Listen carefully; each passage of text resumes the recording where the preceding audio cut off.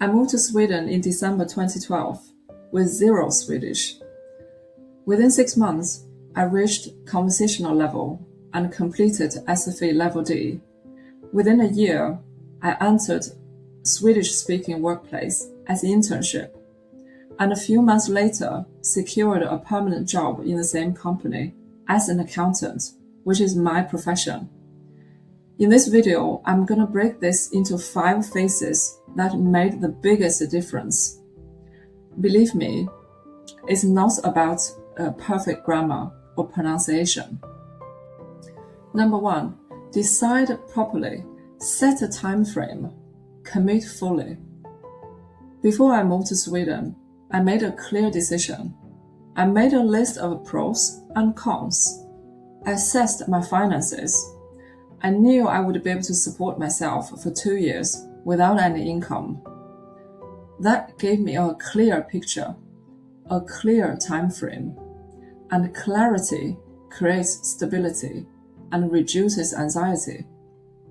I treated learning Swedish as a serious project, not something I would try and see.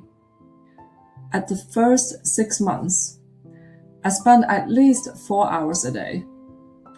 Because I'm not talented with languages. Was it easy for me? No, definitely not. Was it easy using Swedish to attend interviews, to try to explain myself, to try to get a job? Definitely not. But it wasn't luck. It was commitment. You may not have 4 hours a day. You may have 2. That's fine. But set a realistic time frame based on your situation and commit to it fully. Number 2, vocabulary before perfection. When it comes to language learning, vocabulary comes first. You cannot build sentences if you don't have words.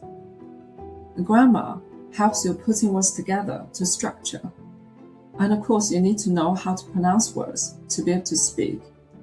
But vocabulary is the foundation and gives you access.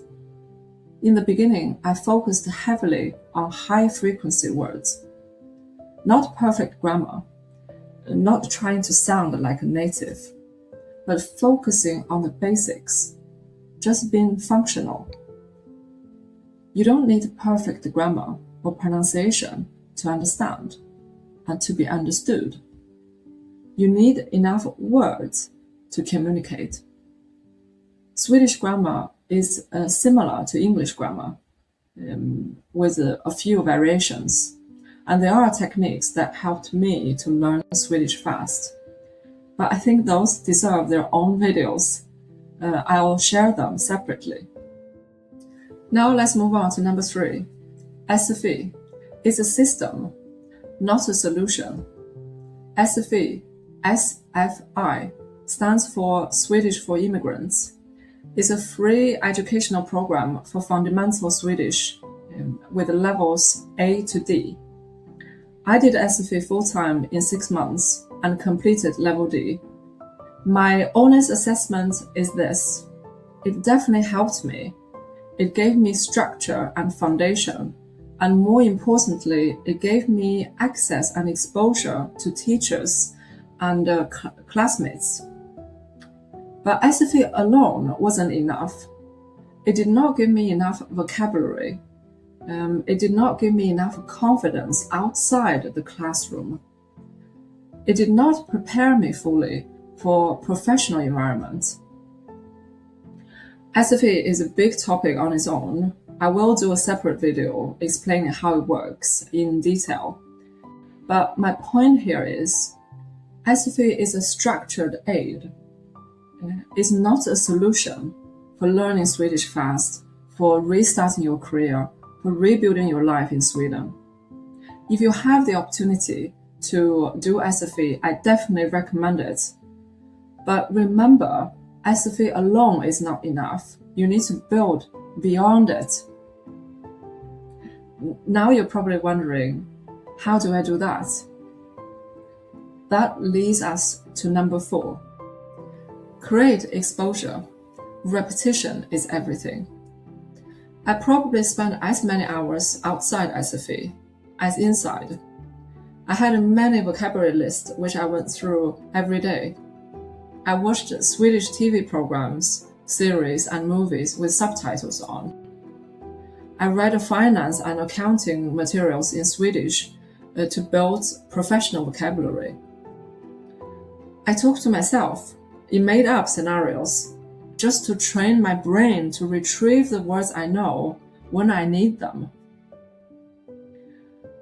I also forced my partner to speak only Swedish with me. You may not have a Swedish partner. That's fine. But the principle is simple. Create exposure deliberately. Don't wait for opportunities to come to you. Build them yourselves. I know it's uncomfortable, but focus on the result. Focus on your goal. Think about the day you can communicate in Swedish without sweat. Think about the day you can do a presentation in Swedish in front of your colleagues.